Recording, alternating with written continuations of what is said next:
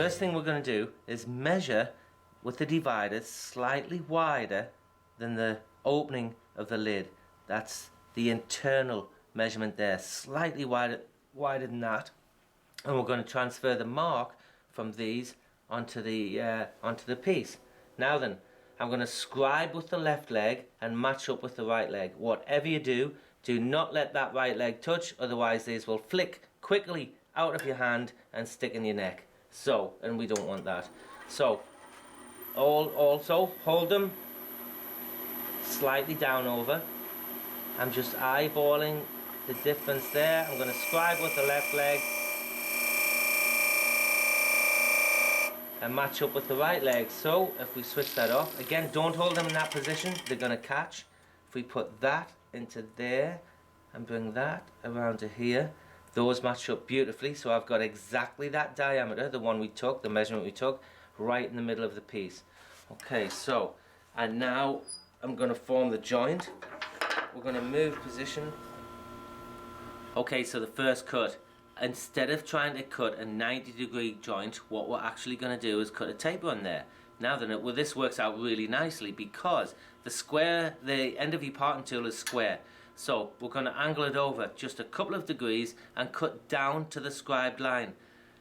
The beauty of this is with us slightly angling that over, we're going to undercut this side, and remember the box lid was undercut, so when we've got 2 points come together you get a beautiful tight joint, and it's going to put a slight taper on for us. The advantage of that is if you get it slightly wrong, you can still, the lid's going to sit somewhere in the taper. If you try to cut a perfect 90-degree joint, you only have to take a fraction of a hair, and if it slips right on and spins, you've got to take it off and cut another one. So this way is a little bit more forgiving. It gives you a better joint, I think, a more easier success rate at a joint.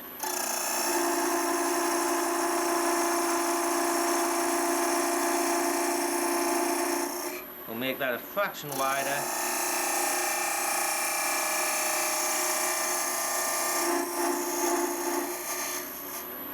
So, if I switch that off, remember, highly exaggerate, I'm going in at a slight angle. It was only a couple of degrees, if that. I've actually got a taper on there. That's what I'm looking for. Now, I want the lid to fit halfway onto that taper, where the pencil line is. Then we're going to do a return cut down there. So, we'll go through that again. I've made a slight undercut with the parting tool. Let's put a taper on there. We're going to get the lid. Now this lid shouldn't fit. Let's move the tool rest out of the way. No, it doesn't, and it shouldn't do. That we know is bigger. Now we can sneak up on the joint.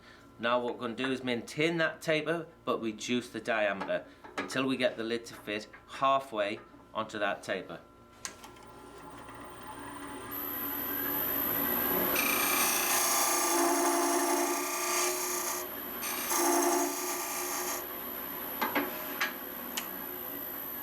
Switch that off, try it, take very, very small cuts.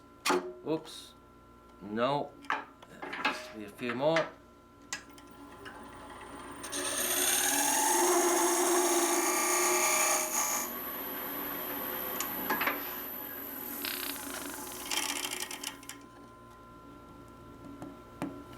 There we go, that's sitting beautifully on the taper. So, I'm going to show you another tool. Let me just get it, just one moment. Just matching the grain up to see how that looks. Not too bad at all. Slight mismatch there, but remember we've had to cut it on the bandsaw. We've taken a little bit away to make the joint. And remember, the joint doesn't have to be out the same piece of wood. We'll cover that later in a more designed box. Okay, so take the lid off. I've got my pencil line on. Let me just go over that again. Leave that pencil line on, that's your safety. I've got a parting tool here, sharpened at an angle. And what I'm hoping to do now is to make a return cut down there. So I'm going to put this in, the tool is angled that way. I want to leave the pencil line on, that's your safety. If you remove that, there's a good chance your box won't fit. If your box lid doesn't fit, all we have to do now is where that high point is, where the pencil line, just reduce it slightly. And the box will slide on, and this is going to be a good fit. We need it to be a good fit so we can the lid will stay on there while we put the insert in. So we're going to do that return cut. Let's just move this tool rest a touch closer. Leave your pencil line on.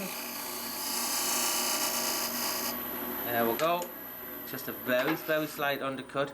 The more you do it like that, the more the lid will slip on and spin. It wants to be just off square. So this, let's line the grain up. There we go. This should just ease on. Beautiful. Look at that. A beautiful tight joint. There's a little bit, you can see where the finish is. And again, there's a step here. The wood's moved. So, what we're going to do is get the roughing out gouge. And I'm just going to make a trailing cut this way, doing exactly the same thing as when I did when I rounded it off. Let's get that speed a little faster. Clean up, just nice one clean cut.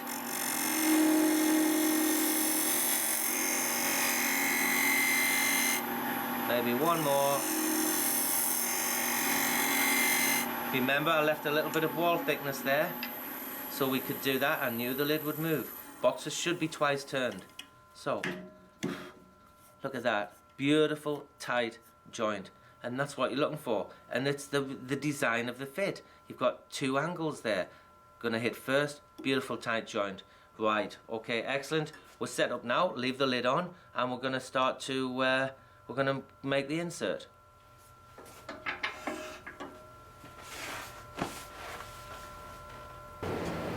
Just smash that grain up again. Push the lid on. Excellent. Now that the lid fits, it's resisting pulling off. This very, very difficult to pull off that way. Now that the lid fits, I'll show you how to put the insert in next month. Excellent. Good to go.